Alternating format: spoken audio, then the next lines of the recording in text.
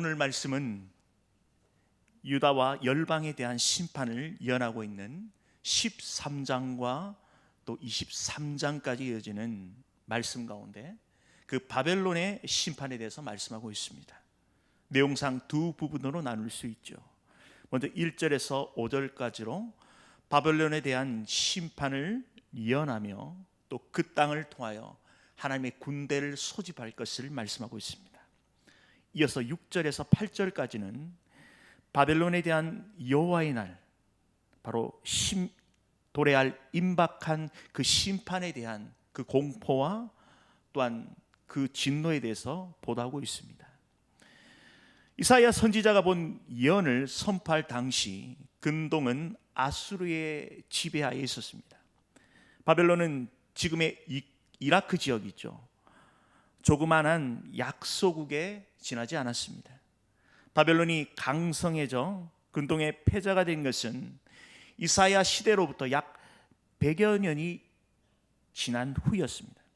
이는 이사야에게 계시를 주신 하나님의 그 시공을 초월하시는 그 만왕의 왕, 그 하나님의 그 절대 주권을 드러내신 것입니다. 또한 여러 제국이 자신들의 힘만 믿고 교만하는 것에 경종을 울리는 것이죠. 선민 이스라엘이 이러한 하나님의 그 역사심을 바라보며 더욱더 거룩하고 구별된 삶으로 겸손하게 살아가기 위한 그런 하나님의 도전인 것이죠. 이러한 삶의 초청은 이 구약의 성도든 신약의 성도든 동일하게 주어진 말씀인 것입니다. 이러한 내용을 중심으로 함께 은혜 나누겠습니다.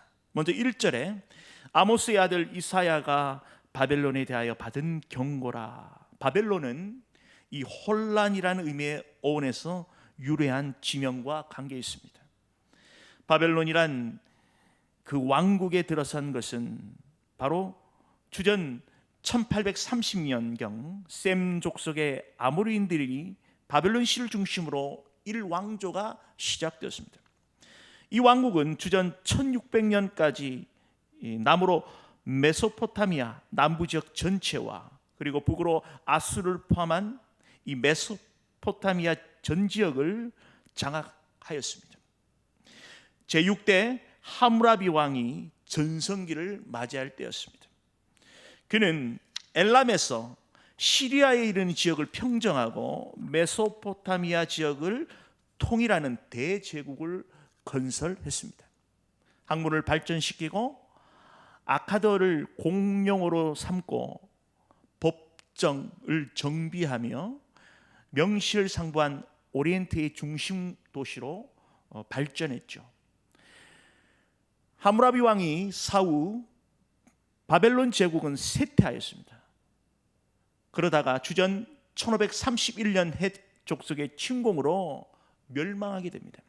그 후 오랫동안 세력을 회복하지 못하고 있다가 주전 626년 아수르의 반란을 일으킨 나보포살의 바벨론에 입성하여 신바벨론 왕국을 세우게 되죠. 그는 주변국들과 동맹하여 주전 612년 아수르의 수도 니느웨를 파괴하고 그 후계자 느부갓네살은 아수르를 완전히 멸망시키죠.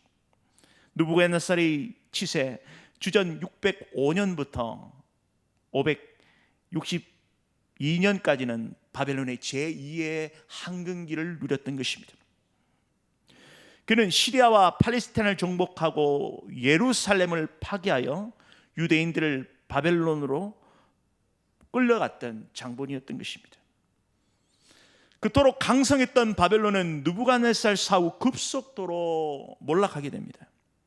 이후 3대 때까지 이어지는 왕들의 그 짧은 치세 후에 암살되고 주전 539년 바사 고레스가 무혈 입성하게 되어 그리고 바벨론 성을 함락하게 됩니다.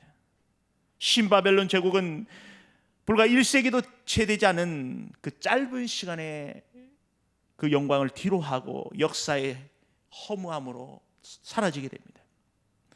이러한 바벨론의 흥망성쇠 또 그들에 대한 넘어짐은 결국 하나님 말씀에 대한 성취고 하나님의 영원하심, 하나님의 그 절대 주권이 드러난 사실인 것입니다.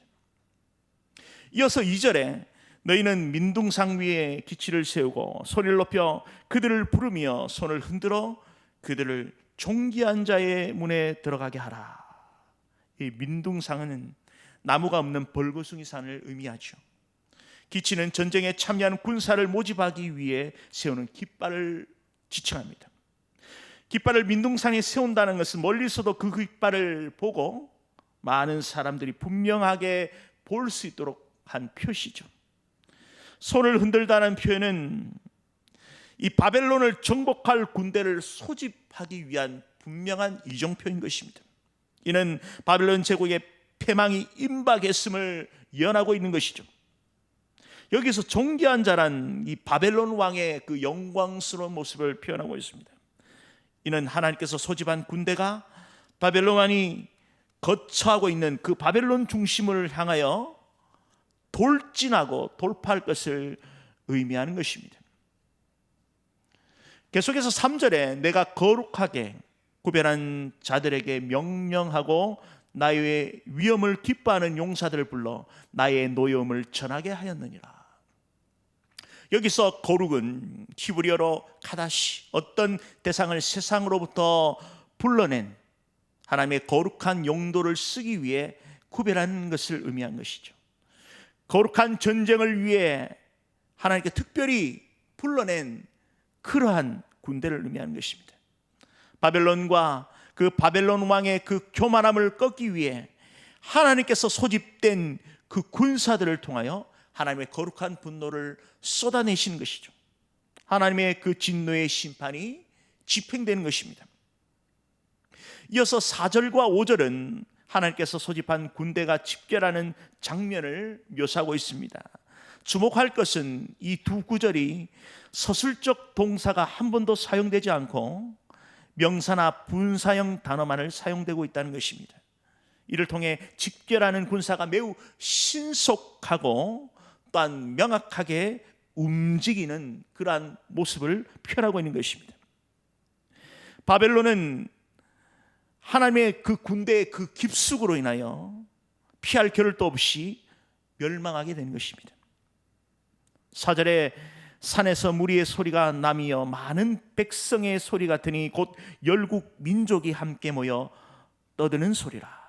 역사의 주관자이신 만화의 왕 하나님께서 열국의 수많은 군대를 거느리고 이 거룩한 전쟁을 하기 위해 만반의 준비를 하신 것이죠. 만군의 여호와께서 싸움을 위하여 군대를 검열하심이로다.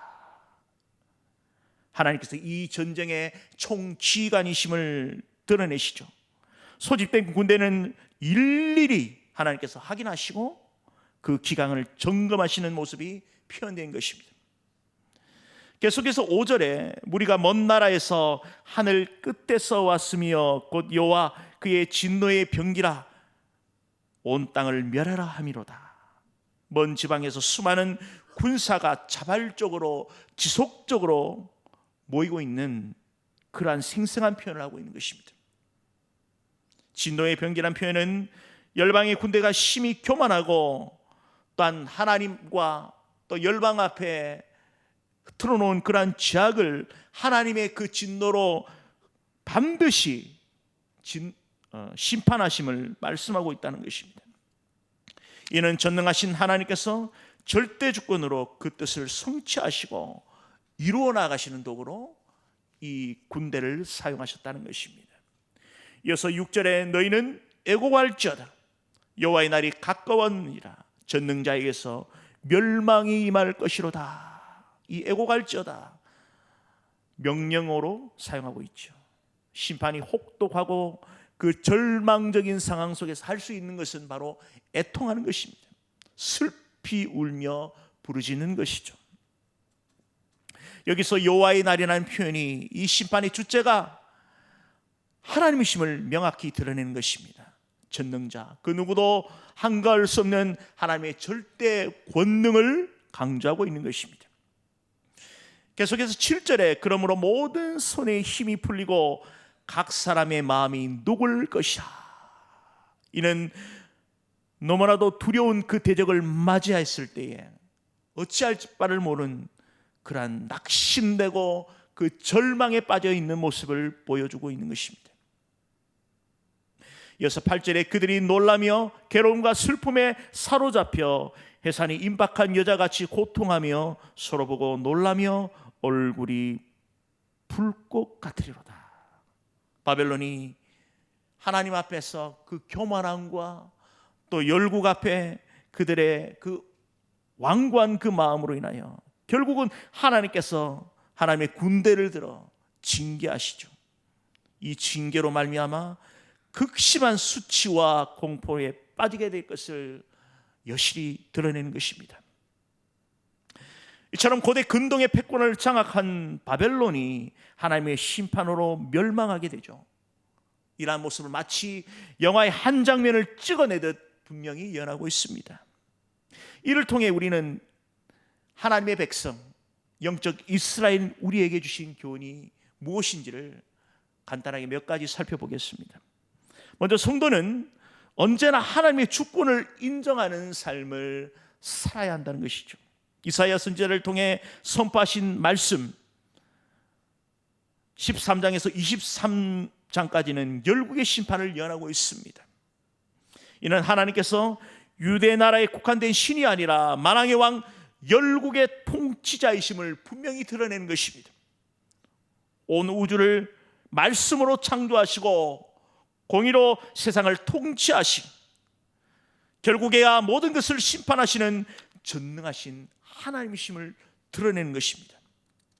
고대 전쟁은 신들의 전쟁이죠.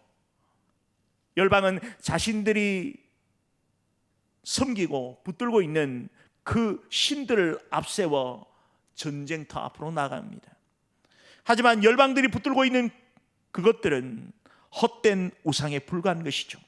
오직 만왕의 왕, 만유의 주이신 하나님만이 진정한 왕이시고 또한 세상을 통치하는 유일신 것입니다.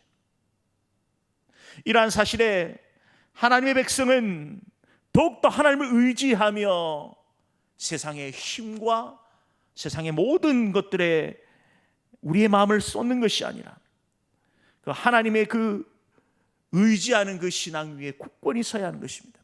세상은 보이지 않지만 온 세상을 주관하시는 하나님의 말씀과 그 뜻이 반드시 이루어지는 것입니다. 하나님과 하나님의 말씀의 법, 그 통치 아래에 있는 것이죠. 세상 만사가 모든 것이 하나님 손에 놓여 있는 것입니다. 세상 사람이 인정하든 인정하지 않든 반드시 하나님의 뜻대로 이루어지는 것입니다. 영원할 것 같았던 이 바벨론 제국도 결국 메데 바사 제국에 의해 멸망당하죠. 또한 헬라 제국도 그 찬란한 문명을 자랑하던 로마 제국도 결국 역사의 뒤안길로 사라지게 되는 것입니다. 눈에 보이지 않는 세상을 쫓아갈 것이 아니라 눈에 보이는 바로 하나님, 그 영원한 하나님, 그 말씀 앞에 우리가 순종하며 믿음 위에 서야 하는 것입니다. 바로 이 말씀 가운데 살아내는 복된 성도가 됩시다. 다음으로는 성도는 교만을 버리고 겸손한 삶으로 무장해야 한다는 것입니다. 바벨론이 무너진 결정적인 이유는 바로 교만함 때문입니다. 바로 하나님께서 그걸 심판하셨죠. 바벨론이 의지하고 자랑했던 것들이 대단해 보여도 채 1세기도 유지하지 못하고 멸망했습니다. 성경에 교만에 대해 많은 경고가 있습니다. 잠언 16장 8절에 교만은 패망의 선봉이요 거만한 마음은 넘어짐의 앞잡이니이다. 교만하면 필패합니다. 성경의 건의가 그대로 증명하고 있죠. 하나님 말씀 가운데 살아내는 삶이 바로 겸손한 삶인 것입니다. 하나님과 사람 앞에 겸손할 때에 위로는 하나님께 영광이요 그리고 이웃에게 덕을 끼치죠. 낮은 곳에 하나님의 은혜가 강물처럼 흐르게 되어 있습니다. 스스로 낮아질 때에 하나님의 은혜를 체험하게 되는 것이죠. 우리의 믿음의 선배들이 이러한 믿음의 삶을 통하여 겸손한 모습을 통하여 본이 되었습니다. 겸손한 사람은 하나님의 영광 가운데 거하는 은혜를 경험하게 됩니다.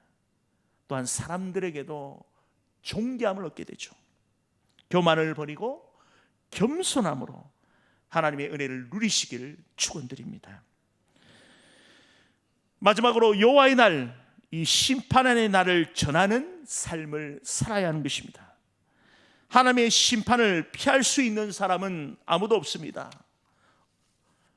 역사상 어떤 제국도 하나님의 그 심판대 앞에 비껴간 제국은 없습니다.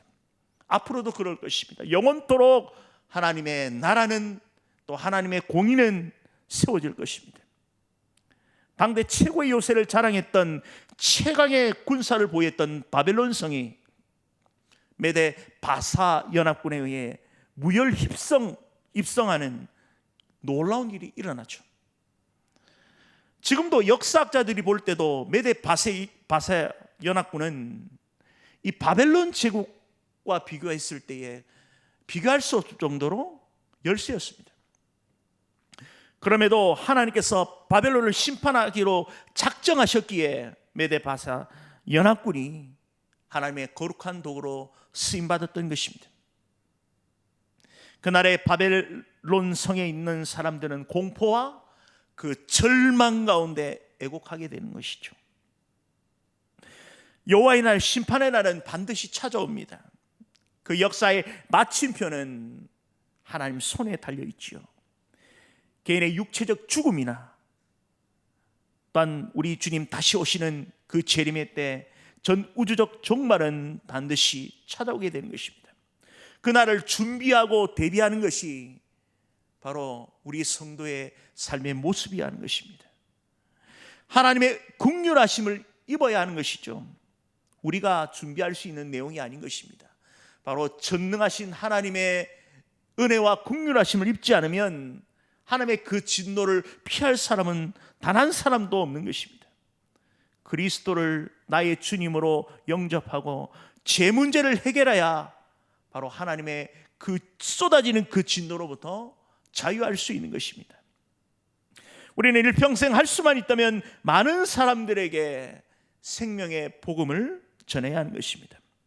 바로 이것이 우리의 사명인 것입니다. 이번 설 명절 여러 친척 형제들과 함께 만남을 가질 때에 우리가 복된 입술이 되길 소원합니다.